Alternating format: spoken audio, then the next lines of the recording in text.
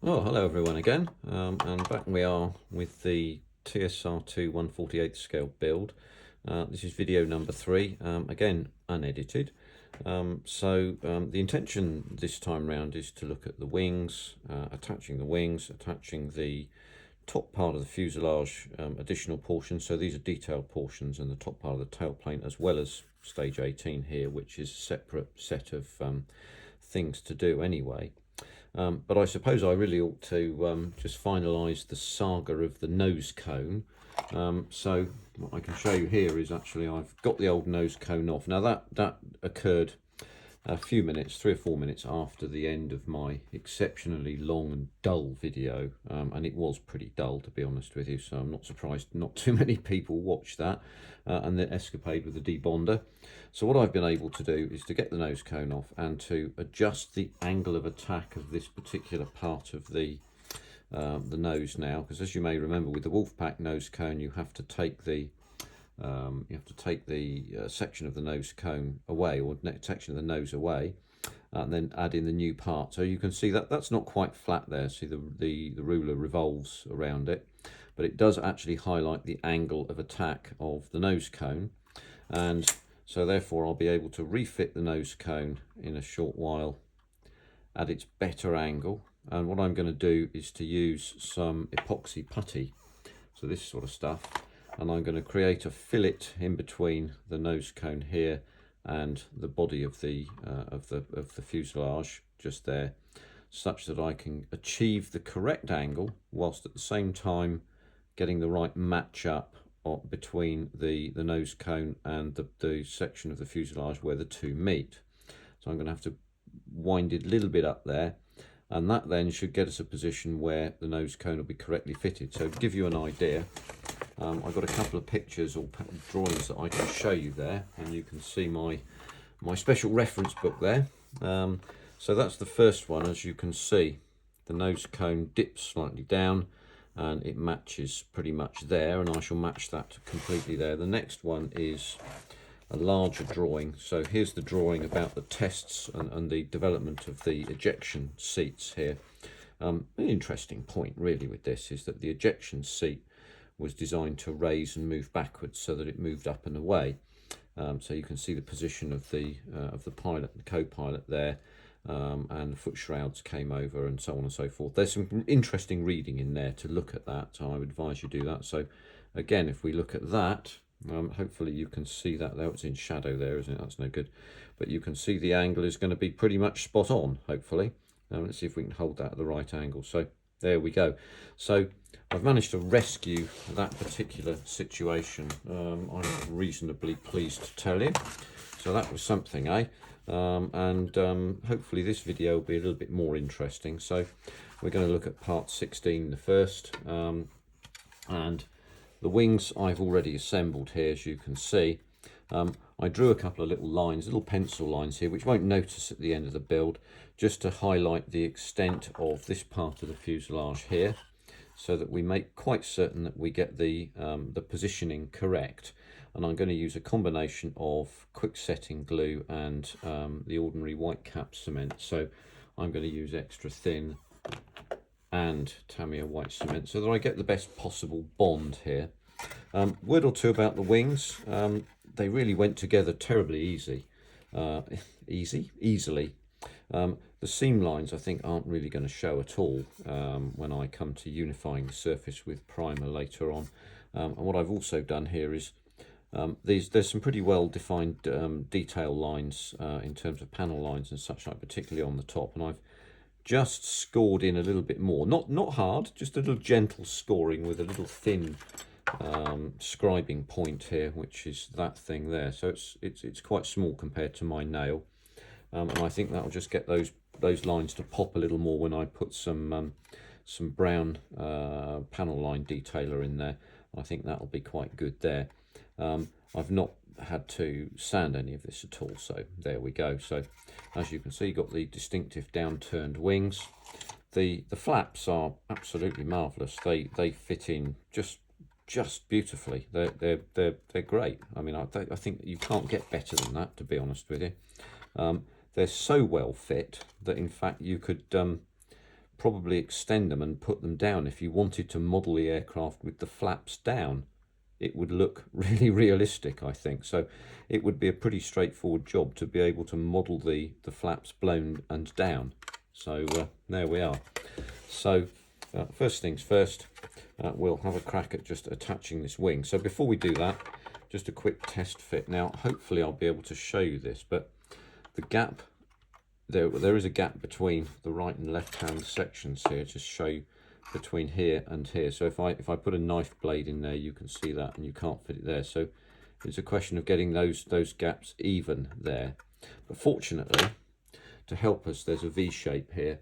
So what we can do with that is we can actually just push this towards the V shape, and we should be able to see the gap that we're going to leave. For this particular section here, it's very important to get those gaps either side correctly. And as you can see, if we just place that, if we get in one side or the other, it will be noticeably out. So it's really quite important to make certain we get those gaps absolutely spot on. So we'll do, that's why I'm using a combination of white cement and green cement, because I can put white cement on and that will begin the bonding process in the body of the wing, and then green cement here to make sure that I get that fully in. What I'm also going to have to do, use a knife to just take that out a minute, just gently lever that away. There we go.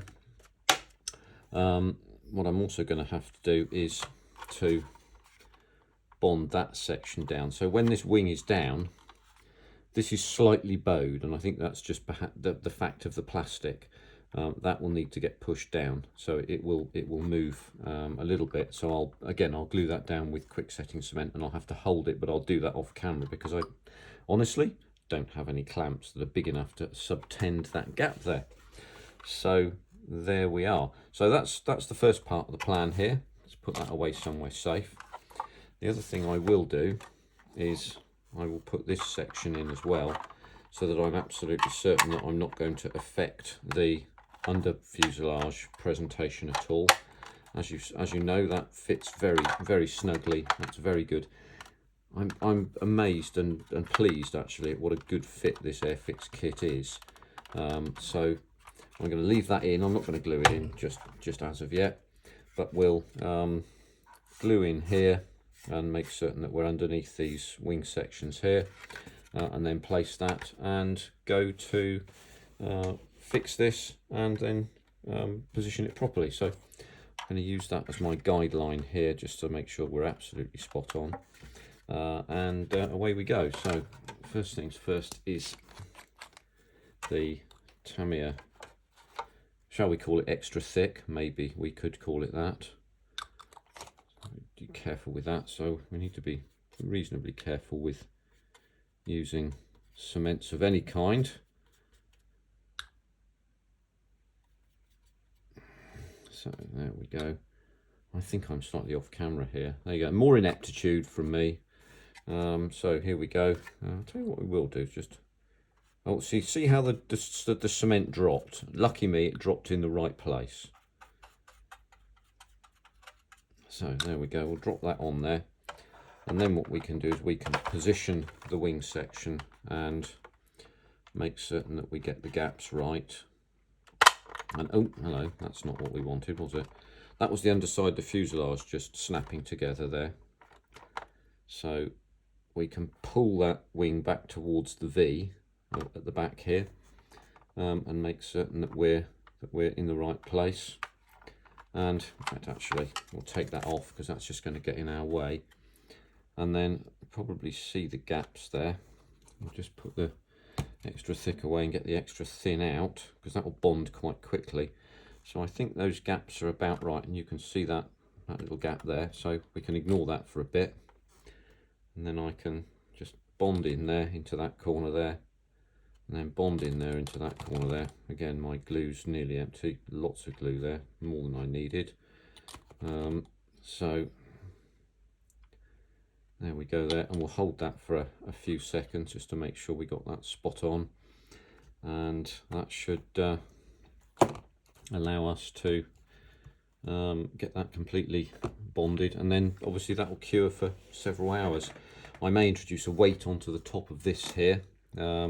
in a few seconds. Let's put that underbody fuselage away. We didn't actually need that as it happened. I thought it would be that we did, but you know, in a few seconds that that glue there will be fully set, and we'll hold that just until we are certain that that's the case, and those gaps all look about right, so that's good. Can take that out now and leave that. We'll put that in a second, and then what I'll do is put that away somewhere for a minute, and we'll attend to step 18, which you can see there is happening, or will happen in a minute anyway, and we can crack on with putting the tailpipes together. So I can talk a little bit about that. So right, I'm just going to go off camera a minute and just put this down somewhere with a book on top of it. Give me 1 second. Here we go.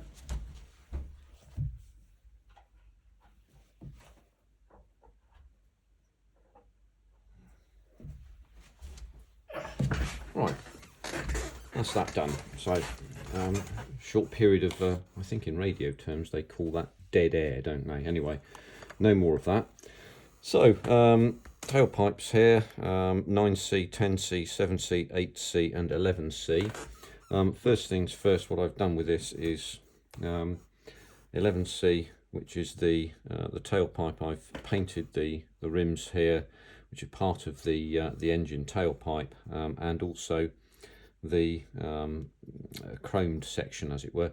In the pictures I've seen, there are two sections. I've used burnt metal for the forward section. The rear section is now just plain bare metal aluminium, and I think that's as close as I can get it to the real thing, and that will sit onto the back of the engine. I'm going to leave this off until really quite late in the build, so that we can get various things in and on. So if I go to, for example, step 20, I don't think you want to put these on just yet, because when you put these tail planes on, you will need to be able to fit some securing rings, and that would mean with the tailpipes on, that isn't going to happen very easily. Likewise with the vertical tail plane, that has a ring on it, so that it can move. I'm gonna build them fully glued up, to be honest with you. I'll put some gaps in so that so it looks like they can move, but I'm not going to allow them to move. So I would say don't put the tailpipes in until at least this stage here, so stage 20. So I think that's a build error, but obviously you will have your own opinion on that one, and that's absolutely fine. So 9C, 10C, 7C and 8C form the tailpipe here. Now what I've done is a quick and dirty build on this. Now I don't know whether you can see in here, but the original build tailpipe, and this is going to be quite difficult to show you. I don't think I'm going to be able to do that, in fact, but it's probably not going to work because there's too much darkness and I can't shine anything down in there. It looks much less detailed than the replacement tailpipe section, which is the I think they call it the flame carrier or the turbine. I think it's the turbine, isn't it? Let's face it. Much more detailed than the Airfix version, looks much better. I've used a mixture of dark copper and gunmetal, which has given a slightly different hue to the paint finish, and I think that looks reasonably realistic. Feel free to give me your feedback on what you think about this and what you do with tailpipes, because I'm bound to say I'm going to learn some things. But one of the things that you will see is the inside of these tailpipes. When you look at the Airfix model, the inside of this wall here is really quite plain, very much so. Perhaps with this one you can see a little detailing here. Maybe you can, maybe you can't. My eyes are not very good close in, so I'm going to just zero in on this to see if we can. Oh, there you are. You can see some detail there on the Airfix own kit model. There's really not very much there at all. It's really quite featureless, shall we say. A bit like the inside of the wheel wells, to be honest with you. So you might want to decorate them, but more about that later. Probably much later, actually. So there you are. Now what I've done with this is, and I'll point out some differences here. The resin castings are different in terms of their width from one end to the other, and you can see that's particularly the case here. So I've tried to match the the petals, the end of the engine petals here. Let's zero out, and then you can see that better. It'd be better if I used the camera more easily. So you can see the engine petals here, and I've tried to match these up and get them into a position where they're most carefully matched, and then mark that position. As you can probably see, I've marked that position there, so I can bond these together with some super glue and get that as tight a fit as I can. If I was to use the other end, then you stand a chance of seeing some unpainted bare resin there. That's not really what you want, certainly not what I wanted anyway, let's put it like that. So I can bond these two together, so I'll get two with that just now. And I'm going to be very sparing with the super glue here because, well, because why wouldn't you, quite honestly? If you need to debond, then it's probably best to only have used a little.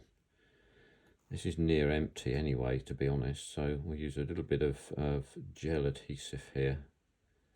Just dab a little bit of that on there, and then we can match up the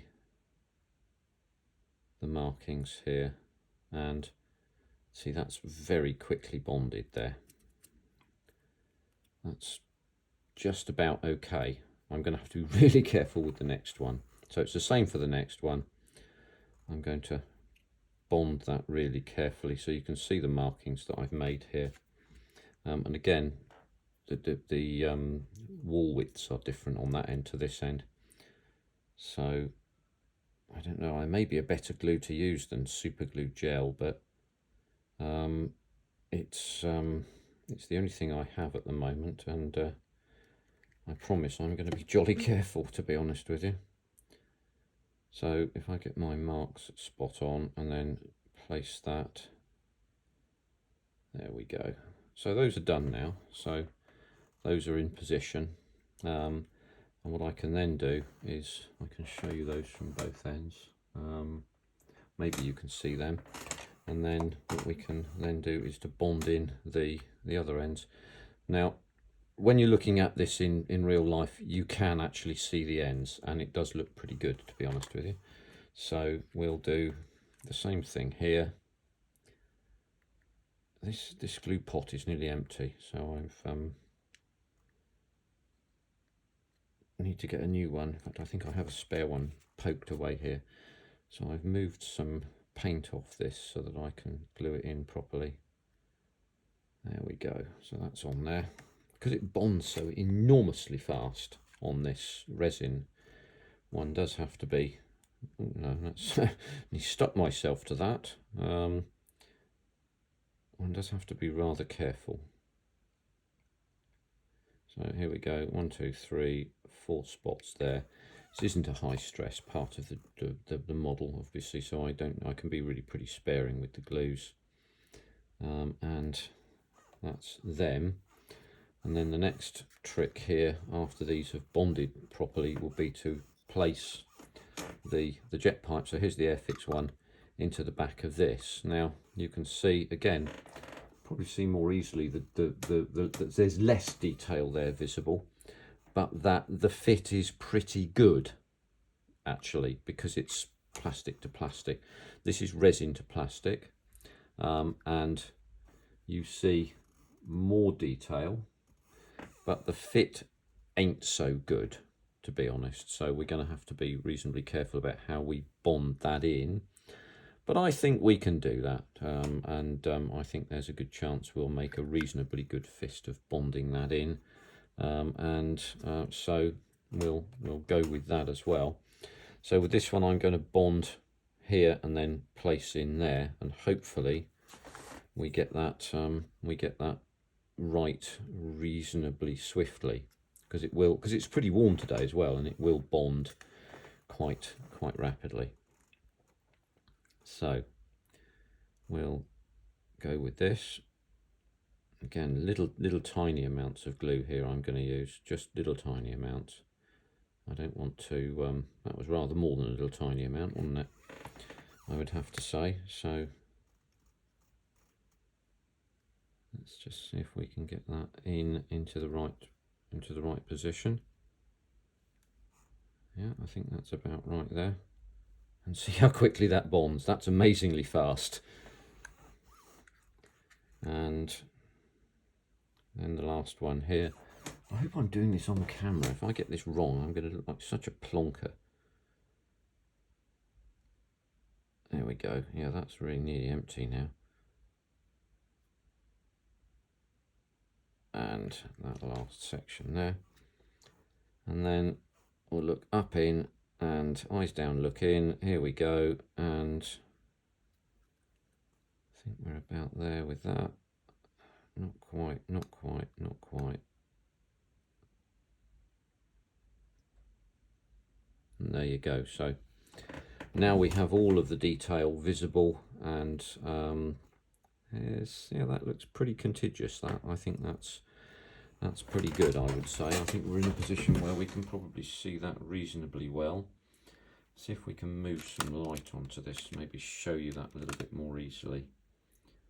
Oh, there you go, there you go. So let's see if we can zero into that. So there you go, you can see that that's now bonded in there. You can also see the coloration difference between the two sections of the rear part there, and we can also perhaps then compare the two. There you go. So you can even see on this part of the turbine at the inward end of this tube here, what look like what do they call them? Ejector pin marks. So I wasn't particularly impressed with that. So I'm rather glad I went for these upgrades. And there we are. So that's the let's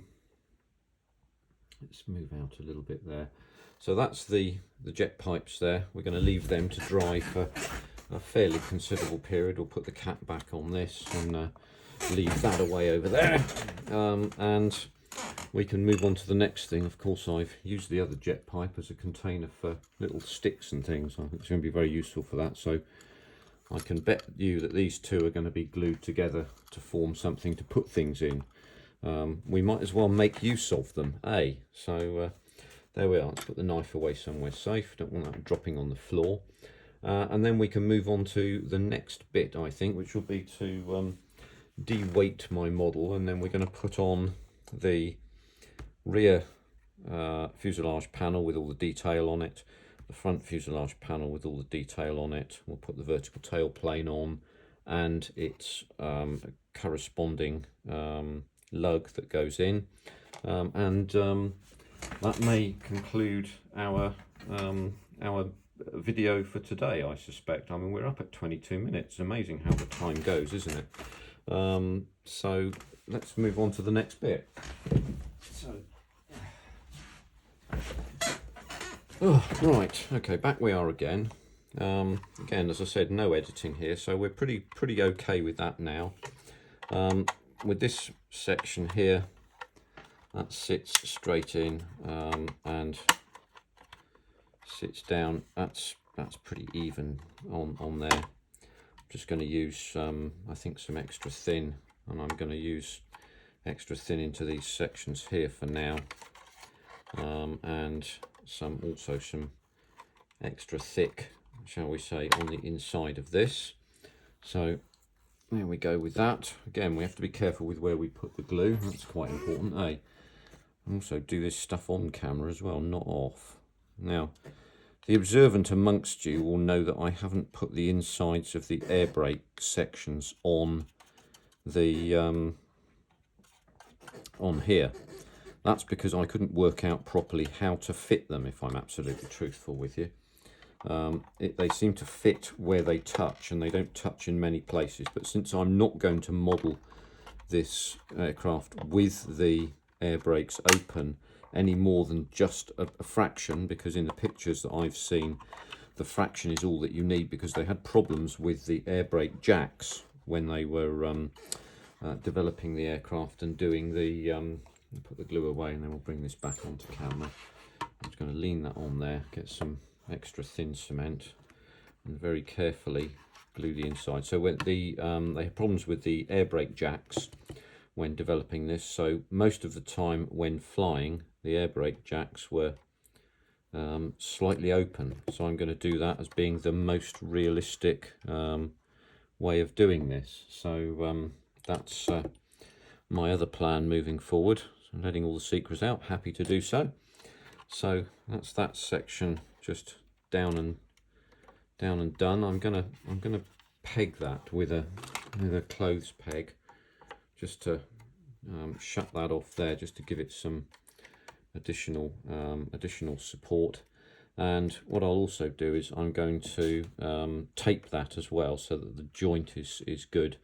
But I'm going to do that off camera, because I've decided that at 25.5 minutes, I think that's more than enough for today. So look, I'll catch up with you with the next stage of the build. I'll have added some bits in by that stage as well, and we'll crack on to the next bit. And I hope that's been useful for you today. It's been my pleasure to present to you.